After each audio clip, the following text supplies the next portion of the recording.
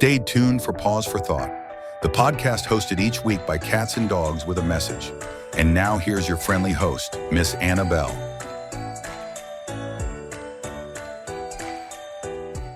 Welcome back to Pause for Thought.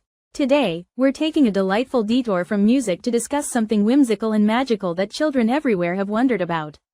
Our guest is Dr. Root, a pediatric dentist who's here to answer an age-old question: is the tooth fairy real?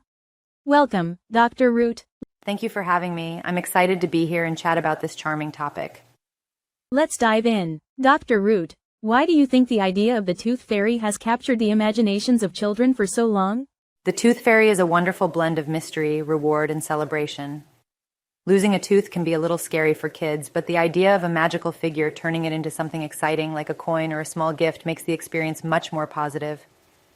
It's a way for parents to ease their child's anxieties and create a sense of wonder. That's a beautiful perspective, but many children ask outright, is the tooth fairy real? What do you say to that? When a child asks me, I usually respond with, "What do you think?" This lets them use their imagination. For younger children, the belief in the tooth fairy can bring joy and excitement.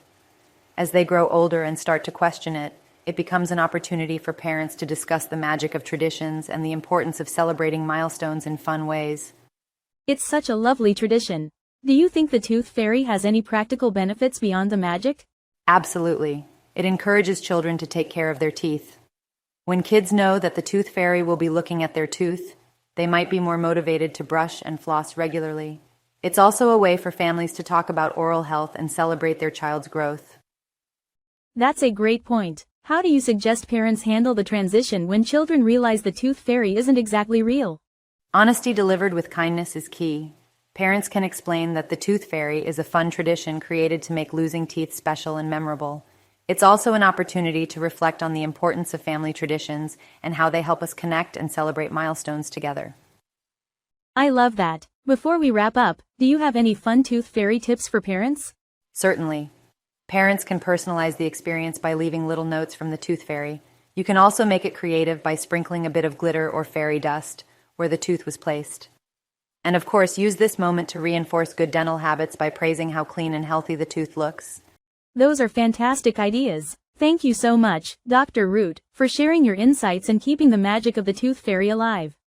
It's been a pleasure. Remember, the tooth fairy may be magical, but good dental care is the real key to a healthy smile. Wise words. That's all for today's episode of Pause for Thought. Thank you to Dr. Root for joining us, and thank you, listeners, for tuning in. Until next time, keep the magic alive and take care of those pearly whites.